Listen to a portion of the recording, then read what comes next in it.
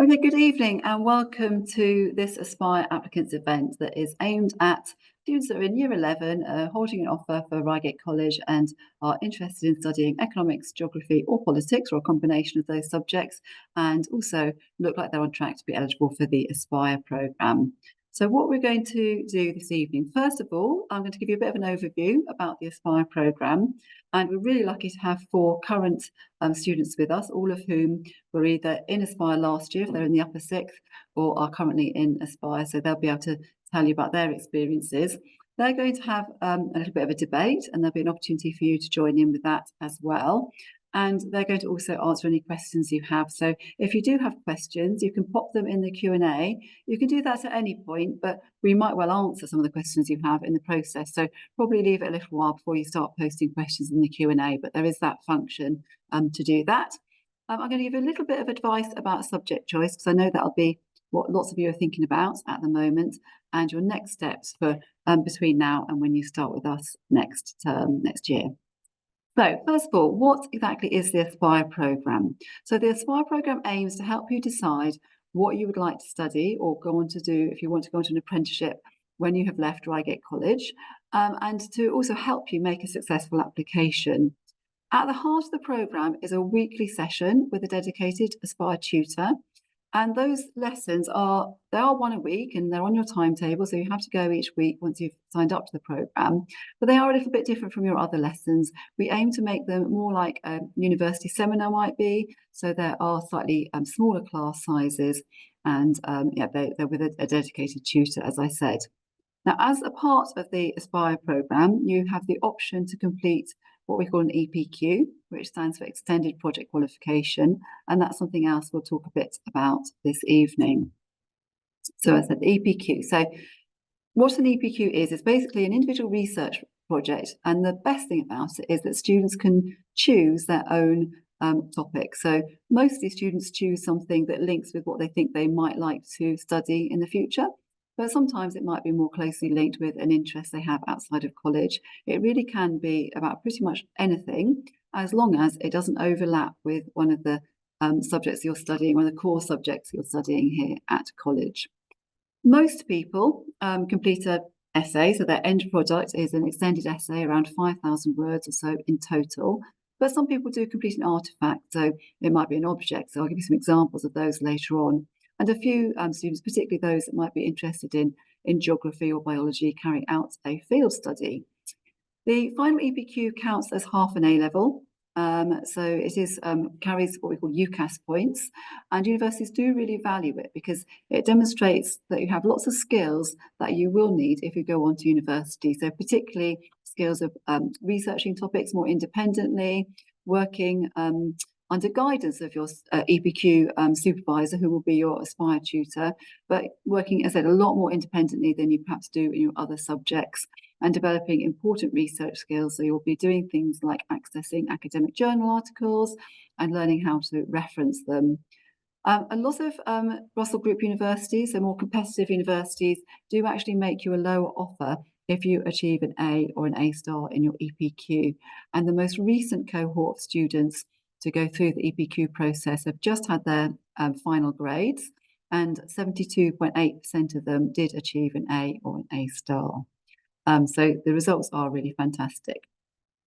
So what sorts of things might you study for an EPQ? So as I said, most people do write an essay, so an extended essay, sort of known as a dissertation. I've just chosen a few topics there that might be of interest to people wanting to study politics or economics or geography. So media literacy is something that people, as I'm sure we hear quite a lot about in the news, encouraging people to be thinking a bit more critically about what they hear from various news outlets. Sort of linked with that, looking at BBC and maintaining impartiality. A few years ago, there was a particular controversy involving Gary Lineker when he said some things that it was felt made him show that he was not politically neutral, and it caused quite a big controversy. So that's what sparked an interest for that student in pursuing that as an EPQ topic. Thinking about maybe development and international development, if you're interested in economics and geography. Somebody last year did an EPQ about how far a country's economic status determines levels of oral hygiene. And I know that in the country at the moment, recently, there's been a lot of concern about oral hygiene amongst younger children, particularly in areas where there's more social economic deprivation. Somebody who's interested in fashion, but also geography and the environment, completed that EPQ about whether the fast fashion industry can ever really be environmentally sustainable. And somebody with maybe more of an international relations slant completed that EPQ about North Korea. I've just put a couple of examples of artifacts there, because if you are thinking about doing something a bit more maybe creative and less essay based, you do still have to write a 1,000-word report to go with your artifact.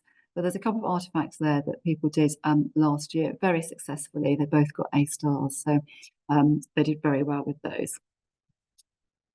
So thinking about the Aspire programme generally and whether you'll be eligible for a place on Aspire. So to be on the Aspire programme, you need to have an average GCSE score of around 6. Now, I've said around 6 because the cut-off point does vary a little bit from year to year, depending on the GCSE scores of our incoming students. But yeah, if you add up, obviously, I'm sure you can work out how to calculate your average. But if you think about how many GCSEs you're studying and add up your possible grade that you think you're likely to get and divide that by the number, you'll work out if you're likely to be eligible or not. Now, within this Aspire programme, we do group you according to those students that have really the highest possible GCSE results, who we feel would be really ready to do an EPQ if they chose to do one in their first year. And those that maybe it would be a good idea for them to see how they go with their main courses before they choose to do an EPQ in the second year. And as you'll find out this evening from the students we've got with us, you do not have to complete an EPQ as part of the Aspire programme. It might be that you're doing 4 A-levels, in which case we really would suggest that probably doing 4 A-levels and EPQ is too much of a heavy workload. Or there might be other reasons. You might be very heavily involved in music or drama or sport, or you might have a lot of other commitments and interests outside of college. Or you might just feel that actually the jump from GCSE to A-level has been quite enough and you don't want to do an EPQ. But around 277 Aspire students do an EPQ each year. Not this year, though we had 277. So in terms of what you need to do now, I'll talk to you at the end about next steps, but you don't have to let college know that you want to be on the Aspire programme or anything like that, because obviously it's dependent on GCSE results. We'll add it to your programme of study and talk to you about it at your enrolment interview at the beginning of next term. So just thinking about why we do this, obviously it's a big investment of time and effort from college, and as students you're giving up 1 hour a week. So it has been a very successful programme. As you can see there, it's grown a lot over the last 6 or 7 years. And it's had a big dramatic effect on the number of students, particularly those that are successfully being made offers from what we call Russell Group universities, which are the more competitive universities. If we don't take that statistic to just look at Russell Group universities, which is a very distinct group of just 24 universities, and we think of another group of universities known as the Sutton 30, which is the Russell Group universities plus a further 6 that are also highly competitive. So that includes places like the University of Bath and the University of Surrey, and Royal Holloway University as well. Then that number actually goes up to 39.8%. So it's the programme, not on its own, other factors have also helped, but has really helped to contribute to more students being able to apply to competitive universities. And it might also mean that you are thinking about applying to Oxford or Cambridge. And we do have an Oxford offer holder with us this evening. And we've actually got another 15 students that are currently holding offers for Oxford or Cambridge. And I realise that obviously we're on a call for students thinking about geography or politics or economics, but you might also be thinking about doing biology and chemistry alongside one of those subjects and interested in medicine or vet science. So we have a lot of success with those courses as well. I've just put some other Aspire destinations there as well, because we don't want you to feel that if you're on the Aspire programme, you're being kind of forced down a university route. Aspire students also go on to a range of apprenticeships, and I've just listed some of the companies there that they've gone on to do apprenticeships with, mostly degree apprenticeships. I think almost without exception. So BBC, the student that went on to the BBC apprenticeship, that's not a degree apprenticeship, because the BBC at the level that she was going at, what she was interested in, didn't offer a degree apprenticeship. We will have a lot more sessions about degree apprenticeships. So if you're not quite sure what one of those is yet, don't worry, we will explain all of that to you. But it's a really attractive for a lot of students alternative to university. You might also be thinking, what sort of subjects do students go on to study? And you'll hear from our current students what they're thinking on to think about going on to study. As you can see, with economics and politics and geography, it is actually the most popular subject that students go on to study after the A-levels in those subjects, but it's by no means all that students go on to study. I also think it's a testament to how successful those departments are at really inspiring a love of their subject in the students that they teach, so that they do want to go on and study those subjects at university. We get an idea and a feel for the other types of subjects that students go on to study at university with those A-levels. So I think much more interesting than listening to me talk is to hear from our current students. So as I said, we've got 4 students with us. I'm going to ask them each to introduce themselves. They're going to explain what school they went to before they came here, what subjects they're studying at college, and what their plans are for the future. So if we can start with Ewan, thank you. Hi, my name's Ewan. I'm in the upper sixth here at Reigate College. I came from Carrington School, formerly the Warwick School. I do maths, further maths, politics and economics, and I've got an offer to study philosophy, politics and economics at Oxford next year. Fantastic. And Persephone? Hi, my name's Persephone. I previously was at Denotter School.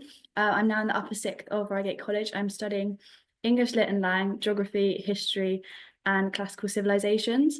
I am hoping to go on to study a history degree this year, and then would potentially like to do a conversion course to law. Right, and then from the lower sixth, we've got Ella, first of all. Hi, I'm Ella. I previously went to Denotter, and at Reigate College I'm studying maths, economics and psychology, and I'm thinking of doing economics at university. Fantastic. And finally for Emily. Hi, I'm Emily. I'm studying biology, geography and psychology in the lower sixth at Reigate. I previously went to Wallingham School and I'd like to study psychology at university. Fantastic. Thank you very much. So just a reminder, it might be a good time now you've heard from those students, you might want to start popping some questions in the Q&A that we'll be able to answer at the end. Okay, so one of the things we do in Aspire, as well as getting you ready to apply in terms of writing personal statements for UCAS and that kind of thing, we encourage you to develop your oracy skills, so your speaking skills, and also to think more critically and be kind of engaged in current affairs. And we do that in many ways, and one of the ways we do it is through debate. So all of the students here will have had some debating experience in Aspire, normally fairly informal, sort of discussion-based debates, and some of those motions the tutors choose, and sometimes students get to choose their own motions as well. So the motion that I've chosen for this evening, I chose because it's topical and current, but importantly, it links, I thought, really well with politics, economics and geography. So the way we're going to structure the debate, we're going to hear from the side that are speaking in favour of the motion, first of all, which is Persephone and Ella, and then we're going to hear from the side that is against the motion. However, before we start that, you as an audience are going to get to say what you think. So we're just about to launch a poll, and if you could say whether you would be in favour or against this motion by clicking on the poll. We'll just give that a few moments to load. So agree or disagree with the UK government should prioritise defence spending over spending on foreign aid. What we'll do is we'll make a record of the votes for and against before you've heard from each side, and then we will get you to vote again at the end. So just let that carry on for a bit longer. Okay. So I can see about 3/4 of you have responded to that. Let's let it go for a little bit longer. So I can see you're still thinking. Okay, right. Okay, let's make. I think this the poll just about to close. Yes, close. So we've got that. That's great. So first of all, then, can we have a few words speaking in favour of the motion? Thank you. Right. As a UK citizen, personally, I believe that national security is paramount. It ensures us national sovereignty, protects our citizens, our critical infrastructure such as our NHS and our healthcare system, especially at a current time of rising geopolitical tensions such as the Russia and Ukraine war. We should have a capable military, so it allows us stability and safety. You and against, please. My first argument against the motion would be the fact that spending money on aid today can save money in the future on defence. So if you cut aid today, you're going to create instability in regions where conflict is likely to occur. So lots of foreign governments rely on this aid. Otherwise, those governments might collapse. It might lead to civil war. It could cause places to lead to extremism. And that would then lead us to have to spend more on defence spending in the future because we might need to become involved in those foreign conflicts. We might need to send peacekeeping forces there, and we may end up getting problems from them, such as more migration from those areas in the future. So spending on aid today can actually save us money on defence in the future and today. Okay, so each side's going to have the chance to ask each other questions, but as in the audience, you can also ask questions. If you can do this not using the Q&A function, but using the chat function, which has been enabled or is about to be enabled, then if you put any points that you'd like to make to contribute to the debate, and I will put them to the panel as well. So do feel that you can join in too at home. So any questions from the side speaking in favour of the motion, first of all, that you'd like to either raise, having heard what they say, or just other points you'd like to challenge them with? I think that although it's really important to stop countries that are developing from like they need aid and help, but I also think it's really important to focus on countries that already have a lot of conflicts, and foreign aid won't particularly help that, especially with the Ukraine and Russia war at the moment and other conflicts that are going on and the rising geopolitical tensions. I do think it's important to focus our money more on defending our country from the current events rather than the events that might happen in the future. So do you not think that it'd be more important to defend our country rather than helping others? Okay, do you want to come back on that point? Yeah, I do, and it sort of links to, I think, one of the questions in the chat from Callum about would we prefer protecting our own citizens? And it sort of links back to my first point about we are protecting our own citizens with aid spending. When we spend things on aid, not all of it actually goes what you might think in terms of, like, I don't know, food parcels to countries abroad. Things that are included in the aid budgets are our contributions to organizations like the UN, the World Health Organization, organizations that we benefit from massively. I mean, the World Health Organization is where we get a lot of our health data, which can help us domestically as well. And the UN helps solve problems that we then would never have to get involved with. Additionally, on mass migration, we've seen that as aid has come down to the lowest level in 25 years, it currently would now be, our mass migration has gone up 3 times. So countries where aid has been cut significantly, we are now getting many, many, many more migrants from, which then means we have to deal with it that way. And you can argue for or against immigration, but uncontrolled mass migration is then something that the country just has to deal with, whether or not you think it's a good thing, which then costs us more money in the long term there. And obviously foreign wars that may then create instability and extremism. If you create extremism in these regions, you may lead to, like, new terror groups. So groups like the IS and Al-Qaeda were from instability within regions. And then we do have to spend lots of money on defense spending there, not necessarily even just engaging in foreign countries, but defending from maybe online attacks from them or terrorist threats in our own country. Thank you. Okay, so would you like to come back on either some of those points that Ewan's made, or make a new point to challenge them? So I would argue that if we are directing our foreign aid at helping developing countries, we're kind of ignoring the fact that we could also face threats from like superpowers currently, like let's say Russia. I think spending for defense could lead to increased prioritizing on like cybersecurity, which is a new upcoming threat. This is also currently quite a large threat in the NHS, which suffer from cyber attacks quite frequently. This doesn't necessarily always come from developing countries, so perhaps protecting ourselves maybe comes as a priority over establishing others and allowing them to develop at this current point in time. Again, anything from this side?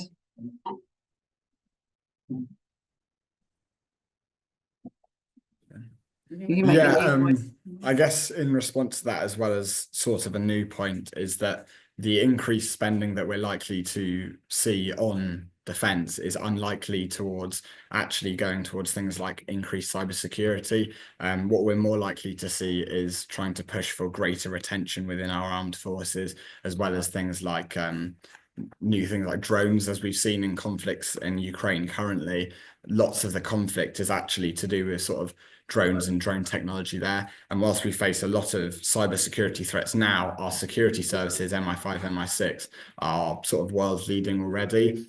We're also already the 4th largest defence spenders, and that doesn't currently include our MI5 and MI6 spending, but it will be brought in to reflect that, and that itself is a significant sum of money. I guess with the new point as well is that the money we spend on this new military, some people might argue, would try and create growth here, but in reality a lot of the money we spend on the military is actually then just going towards buying, as I say, this new kit, which we very often don't develop ourselves. Our nuclear deterrent, we buy those missiles from America. Lots of the things we buy from America. Rheinmetall makes some of our tanks, which is a German company. And so in reality, this money, this increased expenditure, whilst in theory it sounds really nice for Keir Starmer to say that it's going to create growth domestically as well, it's sort of unlikely to do that, at least in the short term. It's going to definitely help other governments where the money is leaving the country. Okay, so there's another point for you, but I'm going to go over to the other side. Is there anything that you would say in defence of the point that actually increased defence spending doesn't help the British economy? Yeah, but is there any evidence that you have, or was there any points that you say against Ewan's point, actually defence spending doesn't help the economy, the home economy? I would say that perhaps we're spending our money on foreign aid, such as there was after an earthquake in 2010 in Haiti. Foreign aid didn't actually get used effectively, so could be seen as a waste of money. It didn't actually go to those who needed it, and perhaps was taken up by elitists in the government. I think it was Callum said on the chat that we should be prioritising our British citizens. Which I totally agree with. It is the first duty of our government, as he mentioned, to protect ourselves before we can then enable us to help others. If we as a government are poor and unstable, especially if we got into a large conflict, we wouldn't then be able to help others in the future. And at a current time, we should be protecting ourselves so that in the long term, we can provide more development and foreign aid. Thank you. There's a good point. I think that probably you would agree with, Ben, in that case, Persephone, that says, are you not worried that cutting defence spending and putting on foreign aid, we are deemed to be a weak nation by superpowers, which sounds like what you were saying there, Persephone. Anything to come back on that other side? Yeah, a couple of them. Sorry, I've only just seen the chat there.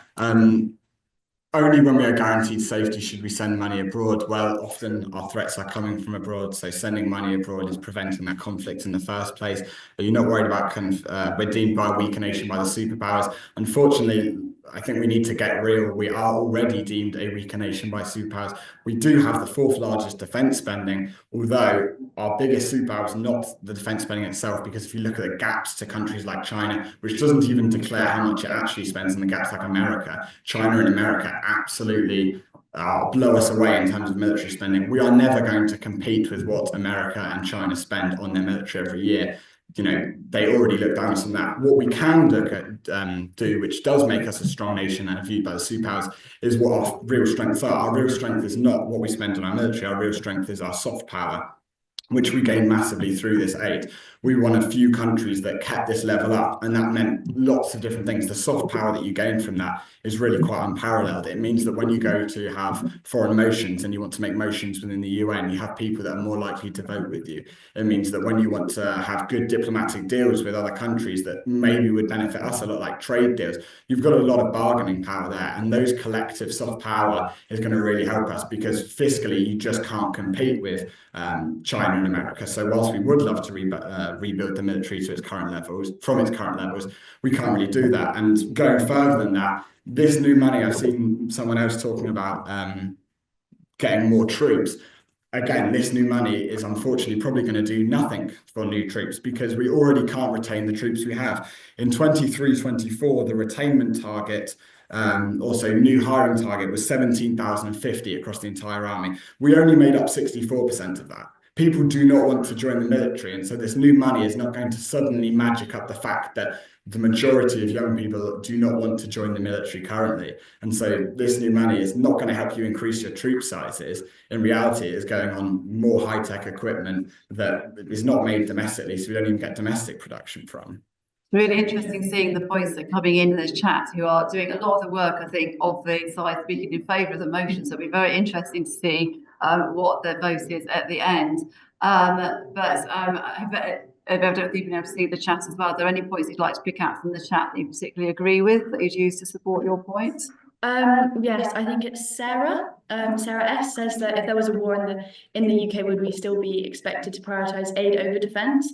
I think this is very valid. There is an increase in 8% of the population worrying about British defence from January to February this year. It came as coming from the British population, we should be worrying about ourselves. At the end of the day, if there was to be a larger conflict globally, we cannot essentially help people with our foreign aid if we can't even protect ourselves. Surely it is the job of the government, which we have elected, to protect us as citizens, protect our healthcare systems and our infrastructure. I think is more of a priority currently when there is the potential for larger conflicts. So what we're going to do now is I'm going to ask each side to sum up, kind of maybe just leave us with one final point that they would want to really kind of try and persuade the audience to vote for their side of the motion. So have a think what you're going to vote at the end, and I'll ask the side that's speaking in favour of the motion to come up with their kind of concluding point first of all. Thank you. I think in conclusion, it is the government's main job to keep its citizens safe. So it does come down to the fact that we should be spending more of our money on defending ourselves, especially in a time where there is a lot of conflict around us.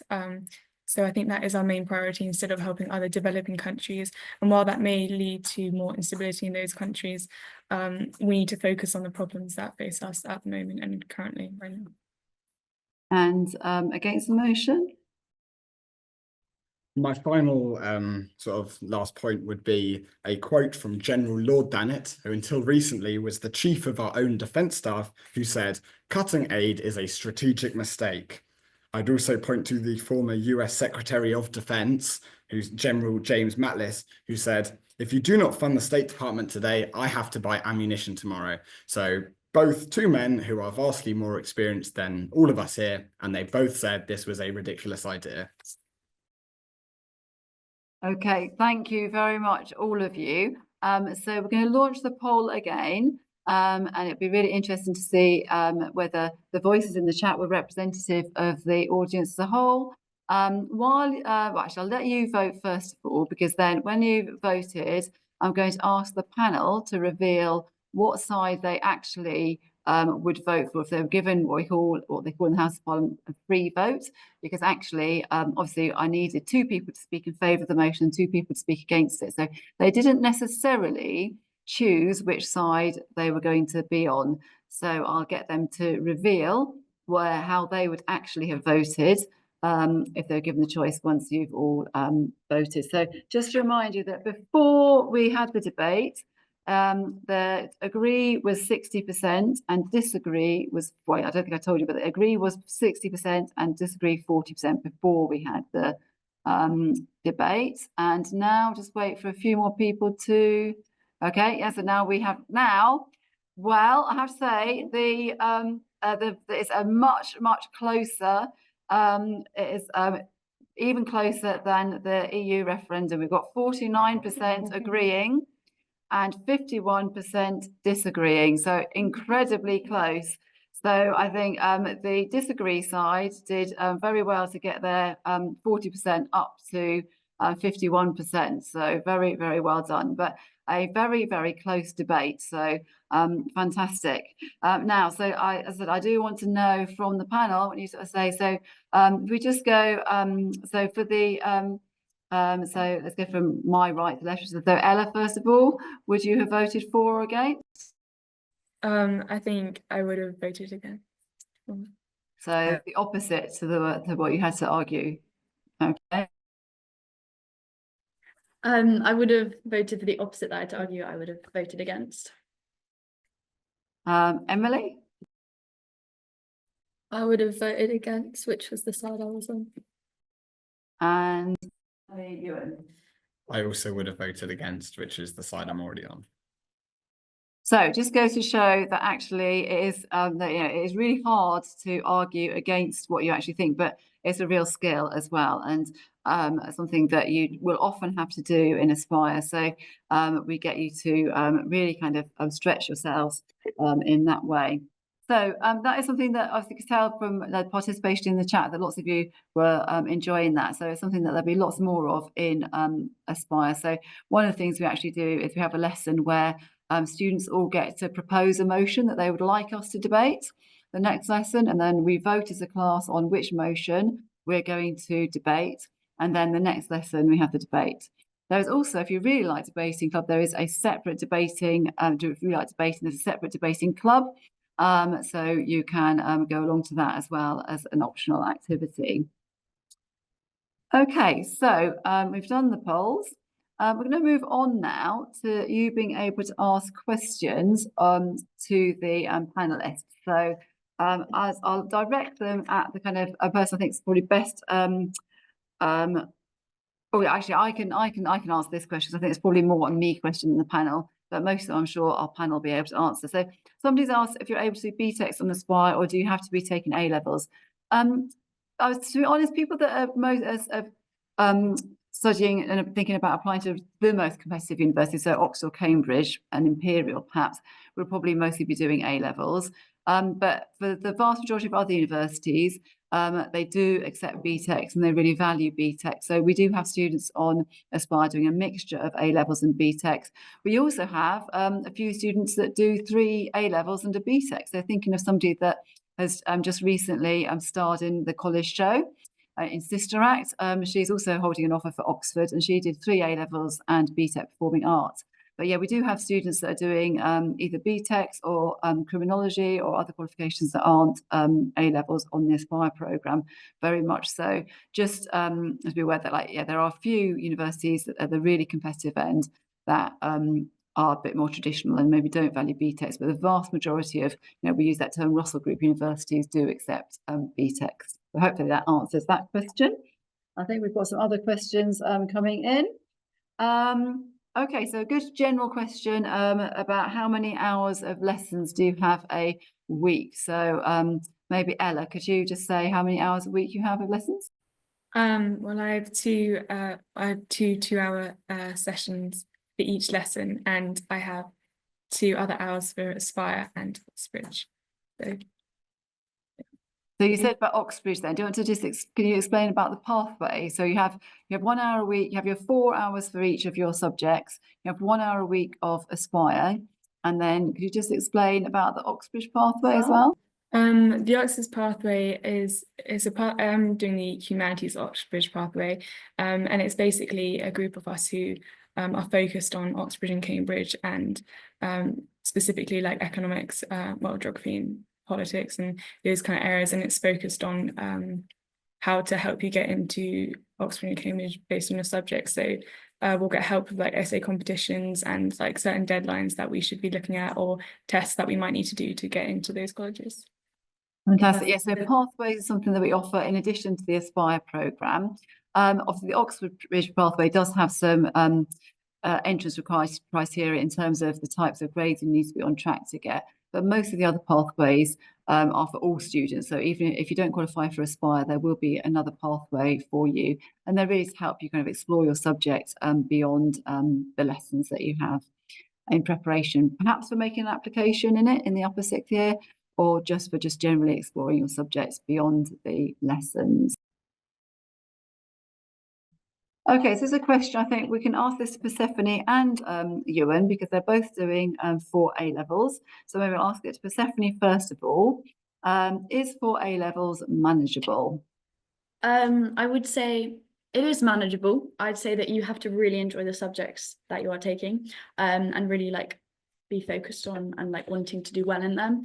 I think if you're not really 100% sure on one of them, or you do struggle maybe with workload and self-motivation, maybe it's not the best idea for you. But if you really, and I do all humanities as my 4 A-levels, so they all kind of work hand in hand, which is quite helpful. So I would say that it is a good idea if you do really enjoy the subjects that you are deciding to take. Okay, just do remember that you can put more questions in the chat. So there's quite a few coming in, but if you can put more questions in the chat, we'll try and answer as many of them as we can. I just go over to Ewan about 4 A-levels, please, as well. Yeah, I think it's definitely manageable. What I'd say is you can always start with 4, and then if you were really struggling, you can come down to 3. The thing with 4 is not maybe the difficulty of the specific subjects, it is purely the time management, I would say. You just need to be prepared to maybe, if you've got a large gap in your timetable, maybe instead of other people, you know, going out to town or something like that, you might need to get some work done there, or you might just need to be a bit more focused of when you get things done, because it's just an increased workload. But it's definitely manageable if you can time manage. Okay, fantastic. Now, the other question is for Ella and Emily, because this is about EPQ. So could you just each tell us whether you've chosen to do an EPQ? And I think if so, it'd be nice to know what your EPQ is about. So if Emily wants to answer that first, thank you. I have chosen to do an EPQ, and I've chosen to do it on the contribution that consumer mindsets have on climate change and global warming, because I'm really interested in both psychology and the environment. Because even though I would like to study psychology at university, I also have a great interest in the environment. So the EPQ is a really nice way of kind of being able to link those two subjects together and kind of research into them further and do things that I might not necessarily be able to learn on the course as well. And Ella, please. Yeah, so I am doing an EPQ, and mine is on how much surrogacy, commercial surrogacy, exploits the surrogate mothers, which is a topic I'm being quite interested in, and I think it can be quite good to link with psychology and the potential struggles of having to give up a baby and how that might exploit the surrogate mothers. That's really interesting. Thank you. Okay, so just somebody said, you said earlier that 30% of applicants were made Russell Group offers, and was that just a Aspire programme or the whole of the college? We do have a handful of students that aren't on the Aspire programme also get Russell Group offers, but the vast majority would have been on the Aspire programme. So the way we operate the Aspire programme, if you have an average score of 7, around 7 and above, you're automatically offered the program, put on the program, and it's a kind of opt-out situation. So we think you'll really benefit from it. And if you really don't want to do it for some reason, then we withdraw you from it. For other GCSE, sort of like the 6s to 7s, it's an opt-in scenario there. But on the whole, most students that go on to make a competitive university application, have been on the Aspire programme. So I hope that answered that question. Got another question. This is for the those of you that are studying economics. So that is, I know it's Ella and Ewan, isn't it? Is economics considered one of the harder A-levels? And how much time do you feel you dedicate to your economics A-level? I think that means maybe how much time do you dedicate to your economics A-level as opposed to your other A-levels? So maybe Ewan first, and then Ella. I wouldn't say it's particularly difficult. I think all A-level, there is no easy A-level, full stop. Economics is often not what people think, and that it's much less maths than people think at A level, and it's a lot more essay writing. But the content wise, it is, again, like most A levels, it's very manageable. It's, you get great teaching and you get great support of how to break it up and how to answer the different questions. I'd say for me, actually, economics is on the easier spectrum to revise because it is blocked up so nicely into different units and then papers and sort of papers with specific content. So economics is, it can certainly be, manageable. Okay, and then anything to add to that, Ella? I think I would also just say that reading a lot outside of your economics lessons can really help, and it doesn't take much time, but just reading the news and all that just really adds and helps your economics lessons. But it doesn't take a lot more than any other subject really, and I don't think it's like, unmanageable or too hard. Okay, I think these questions probably for me to answer about an EPQ and basically the benefits of doing an EPQ. So I would definitely say one of the main benefits of doing an EPQ is that it will teach you things that you'll need to know at university anyway. So for instance, how to reference, how to access academic journal articles and things like that. But also it does have that added benefit for a lot of universities. So just to list a few: Birmingham, Bath, Exeter, Cardiff, York for some subjects, Queen Mary's London for some subjects. They do make you a lower offer if you have an A or an A star in your EPQ. So that's going to mean that you basically have a little bit of a cushion. You can sort of, if something doesn't go well in one of your exams, you can slip one grade in one of your main A levels and still take up your place, which is obviously a big advantage. So there are like lots of benefits to doing an EPQ. I think the wording of the question was, is it going to affect your future in any way? So hopefully I've kind of answered that about the benefits, but certainly not doing an EPQ is, if it's the right thing for you because of workload, then that's absolutely fine as well. If you do the EPQ and it's not ends up not being related to what you apply to study, the personal statement is now structured in 3 sections. So this is what you'll write to the university to basically persuade them that you should get a place on your on their course.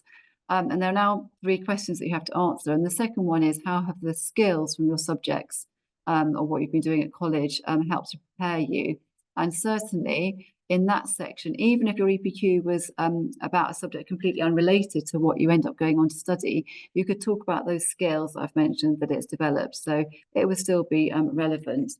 Okay, some more questions then. So a question about specifically for you about the Oxford application process. Reflecting back on it, is there anything that you think that particularly helped boost your application, or anything you could have done where you got an offer? So obviously it was a very good application, but anything that in retrospect you could have done to improve your application?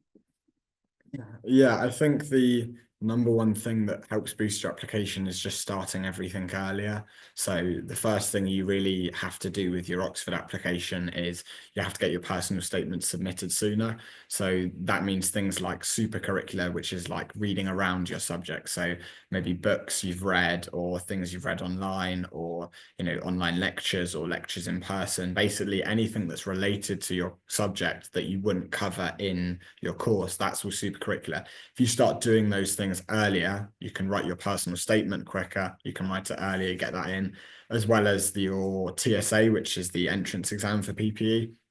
I'd recommend starting that, sort of as soon as you can. So you could maybe do it towards the end of the lower 6th. You can start doing like practice TSA questions. Frankly, you can do practice TSA questions as soon as you start at Reigate College if you want. They're just, they're quite good to do. So that's my best bit. And in terms of things that I wish I did, looking back, it would probably be to start my TSA practice sooner. So same sort of thing. Thank you very much. Again, a couple of questions that maybe I can answer. Do students go on to universities abroad? Yes, they're very, very much in the minority. So I would always really upfront and honest about this. We submit around, over 1,000 applications to universities in the UK through UCAS every year as a centre. And we are experts. We know, the careers team, the Aspire tutors, we really do know how to support students applying to universities in the UK.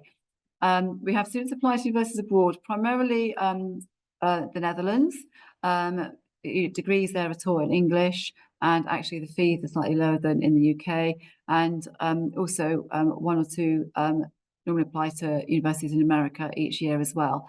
And we absolutely do support those students. And I've got a call actually next week, a Teams call with Annika, who's now a postgraduate student in America, having studied her first degree there as well, so that we can record that Teams call to give her advice to current Reigate College students about making applications to US universities. But we are not as experts, and the students that are applying to universities abroad need to do a lot of their own research as well. So we are supporting them and helping them, but it does require them to be a little bit more proactive. But we do talk about that a little bit in Aspire and about the options. Something else students will consider often as an alternative to doing their whole degree abroad would be to choose universities, most of them do, but some more than others, where there's an option to either study or work abroad for a year as part of their degree. Okay, so questions coming in thick and fast now. So the question let's ask this to Emily. How easy was it to choose your EPQ topic, please? I personally found it all right because I knew I had a really strong interest in the environment and psychology.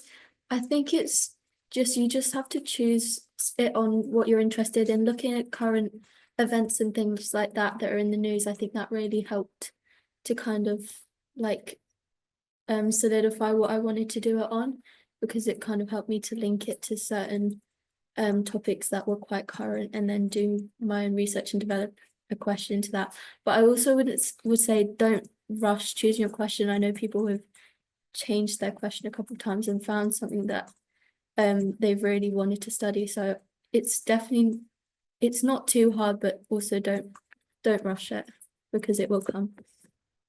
Great, fantastic. Thank you, Emily. And now I think I know the answer to this question, but I'm going to ask Ella to say anyway. Is economics all exam-based, or is there coursework in it as well? Yeah, economics is just all exams. You don't really have any coursework. So yeah, it's AQA. Thank you. I was also going to say about economics, I think Ewan mentioned that there's not much maths. I think one of the economics students mentioned there's not much maths and economics at A level. That's absolutely the case. But for most degrees for economics at degree level, there is quite a lot of maths. So if you're thinking that you would like to do economics at degree level, it would be a good idea. And both Ewan and Ella do maths as well, to consider taking A-level maths alongside economics if you want to do it at A-level. Not because there's lots of economics in the A-level, but because universities do like to see that if you're applying for economics at a degree level.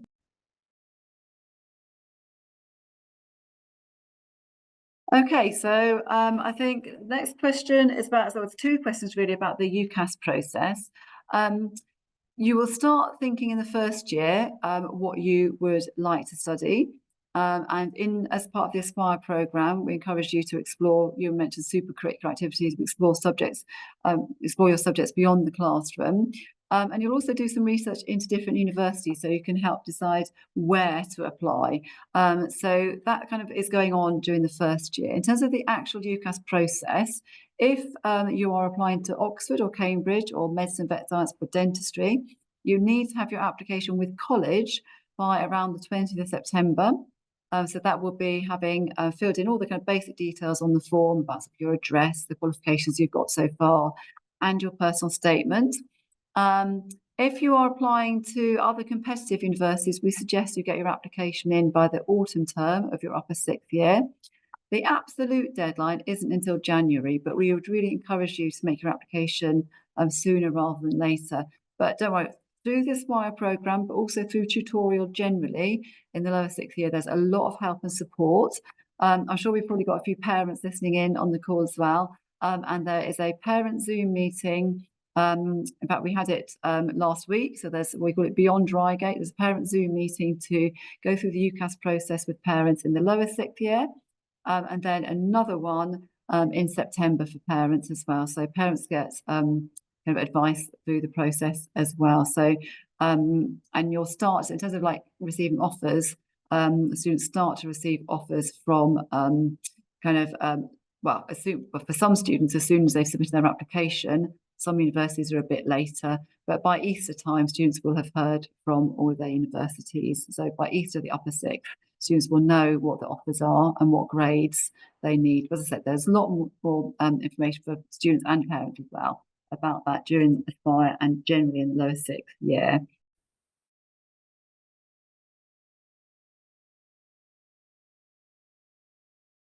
This is a good question for a student.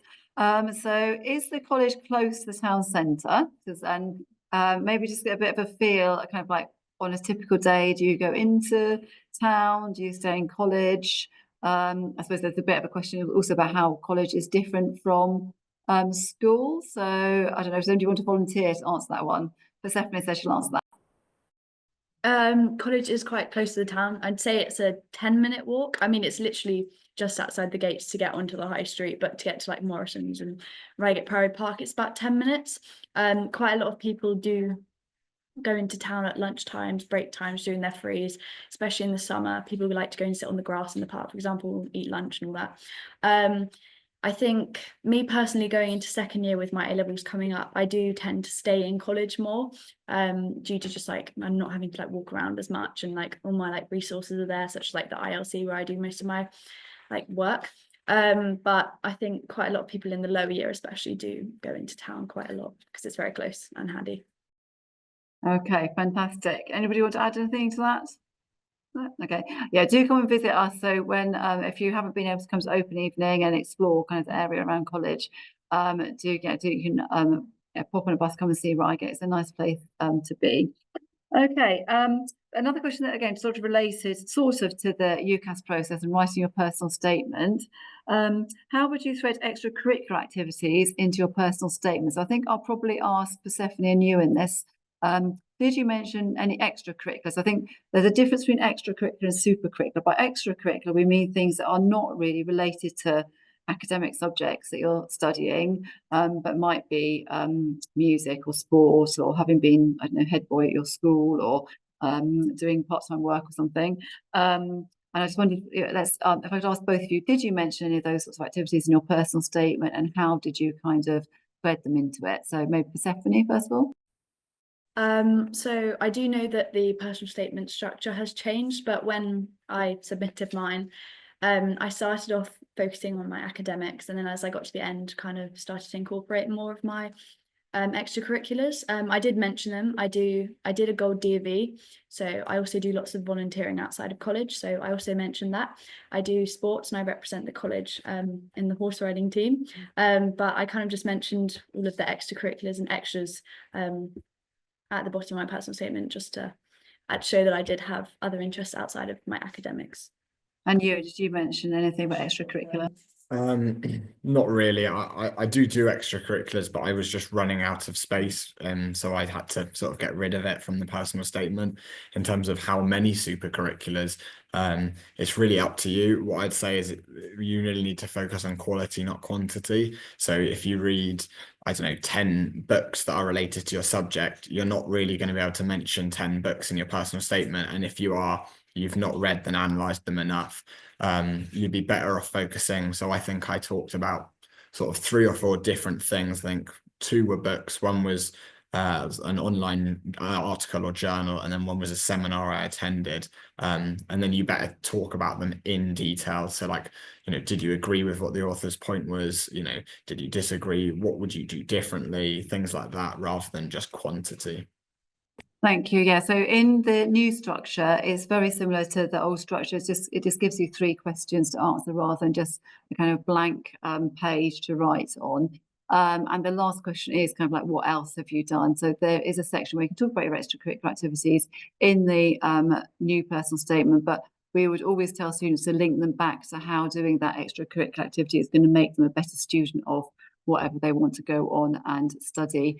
Just one thing, I know somebody mentioned universities abroad earlier, and certainly for American universities, they place a much more importance on extracurricular activities. So if you're thinking about applying to university in America, do keep up with all those extracurricular activities, because they do value them a lot more than universities in the UK do. 2 quick questions. So somebody asked if you had an average GCSE score of around 5.5, could you choose, sorry, 6.5, could you choose to do your EPQ in the lower sixth? We do put you in groups, and that is kind of like when you'll get the option to do your EPQ. There are advantages to doing it in the second year as well as doing it in the first year, in that you have had a longer time to think about what you might like to do. It's more likely to be closely aligned to what it is that you're going on to study. And most importantly, you've worked out how well you're going to do how well you're coping with the workload of A levels, because an EPQ really is kind of the icing on the cake. It shouldn't be done at the detriment of not doing so well in your A levels, your BTEC, your main subjects. I'm not sure that either of the economics students here did economics GCSE, because it's quite Ewan did, because it's quite unusual. But there's a question here: how does A-level economics compare to GCSE economics? So Ella, did you do? No, so I don't think Ella did, but Ewan says he did economics at GCSE, so he can answer that question. Thank you. Well, we might have done different exam boards, but in my experience, economics GCSE and economics A-level do have some crossover, in that economics GCSE, there is a multiple choice section, and in the third paper at A-level there's a multiple choice section, and the content is sort of broadly quite similar.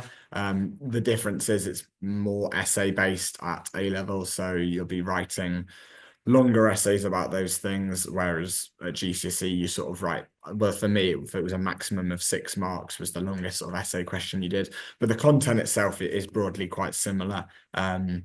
But I wouldn't worry about that. As I say, most people really don't do economics GCSE. It's not a very common GCSE at all, so you're not, you might have a little bit of an edge, but everyone else is going to have to cover the same content, so it doesn't really make too much of a difference, but it does, it always helps.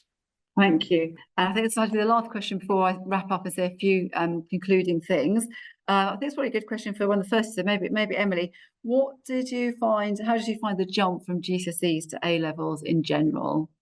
I think in general it is quite a difficult jump, but I think you're going to find that wherever you go. But what I quite liked about how Reigate managed it, there was a lot of there's kind of, it's not like easing you into it, but you do some prep tasks, and especially for my biology and geography, for all my subjects I got given the first few weeks of homework and structured learning and things like that were more kind of how to write notes, how to revise, kind of setting me up really well to then go on and start doing all the proper work.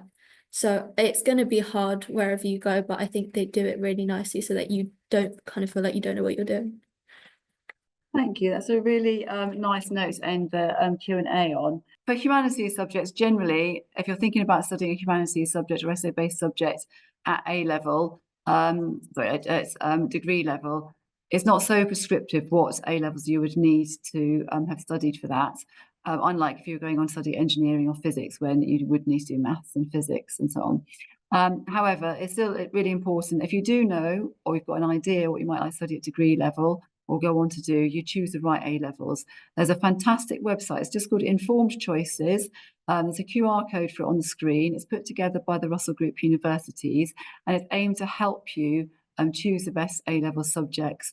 But as I think some people have said on the call today, it's most important that you just really enjoy your subjects and you're going to be good at them. And those two things go hand in hand. You're much more likely to be successful at something that you enjoy. So choose subjects that you enjoy and that you're going to be good at. But yeah, there is advice about the right sorts of subjects or the best sorts of subjects for different degree courses on that website. In terms of what to do next then, so thank you very much for joining us this evening. So the main thing is to work as hard as you can to get the best GCSE results you can, and I'm sure we all as a panel and here at Reigate wish you the best of luck for your GCSEs, that your last few weeks at school will go really quickly, so enjoy them, make the most of them. I think Emily mentioned kind of work that she got given when she arrived here, but even before you started, we do start launching what we call new starters activities on the website, which are also helpful for helping you bridge the gap between GCSE and A level. And there will be some Aspire new starters activities that encourage you to start thinking about your interests and what may be kind of possible EPQ topics that you might like to explore once you join us. And do start exploring your subjects. And this slide will be familiar to the students here because we use it a lot in Aspire. They're just kind of like little images that show you kind of some of the ways you can explore your subject. So some things like TED Talks, I'm sure you're familiar with. You've probably kind of heard of TED Talks, maybe even listened to a few. Some that I'll point out to you. Some of them you might find a little bit challenging, but they're all free and out there, and it's worth maybe trying to engage with them. So the Gresham College one, which has the picture of, I think it's a cricket or a grasshopper down there in the bottom right-hand corner. Gresham College have free online lectures that you can listen to. You can actually go to them in person as well, but you can access them for free online. The Conversation website, you see the Conversation logo up there in the top right-hand corner. That's really useful, particularly if you were interested in the debate today and you want to be able to follow those sorts of topics in the news. The Conversation is a news website, but as opposed to articles being written by journalists, they're written by academics talking about topics in the news that relate to their areas of academic interest. Obviously, newspapers. So once you're a student here at Reigate College, you can actually get free access to the Financial Times. You might also want to download the BBC Sounds app, so you can listen to some podcasts. And Oxford University, if you just Google University of Oxford podcasts, they have a series of podcasts that are really interesting. So it's never too early to start exploring kind of subjects beyond the curriculum, and we really do encourage you to do that as part of the Aspire programme. So, as I said, good luck with your GCSEs. You can follow college on Facebook and on Instagram, also on LinkedIn, actually. And obviously our website is, I'm sure you're probably familiar with it, it's www.reigate.ac.uk. Once we finish the call, a short survey will pop up on the screen. So please do take some time to give us your feedback so that we can use that to make next year's event even more useful for applicants. I'll just give, in the style of University Challenge, I'll get everybody to say goodbye. So it's goodbye from us at Reigate College, and thank you very much for joining us this evening. Thank you.